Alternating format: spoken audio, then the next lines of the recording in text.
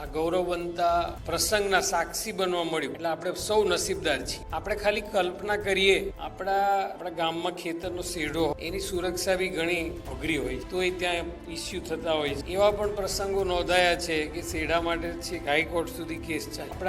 આજકાલ આપણે જોતા હોય ગૌચર જે ગામની જમીન છે એ લોકો પચાવી પાડે. એવા સમયે જ્યારે બે દેશની સીમા હોય અને જે સીમા ઉપર અડધા દિવસોથી વધારે બરફ છવાયેલો રહેતો હોય, જ્યાં બરફ કાપીને રસ્તા બનાવવા પડતા હોય, આપણે તો ખાલી આની કલ્પના જ કરવાની કે સાહેબે ક્યાં કામ કર્યું છે. બરફ ઓગળે ત્યાંથી બરફ કાપીને રસ્તો બનાવે પછી તમે જઈ શકો. તો એ જગ્યાની રક્ષા કરવાની વાત એટલે આપણે આ વસ્તુની કલ્પના પણ ન કરી શકીએ એવી જગ્યાએ નિવાસ કરવાનો, નિવાસ કર્યા પછી રક્ષા કરવાની એટલે આવું ઉત્તમ કોટીનું ઉત્તરદાયી તો એમણે કર્યું છે. અને આપણું જે કારગિલ યુદ્ધ થયું સૌ જાણીએ જ છીએ કે શૌર્ય, સાહસ એની ભારત સરકારે વખતો વખત નોંધ લીધી છે અને કદાચ અત્યાર સુધીમાં 20-25 ઉપરાંત જુદા જુદા મેડલ્સ પરમવીર ચક્ર સાથેના એવા પ્રાપ્ત થયા છે.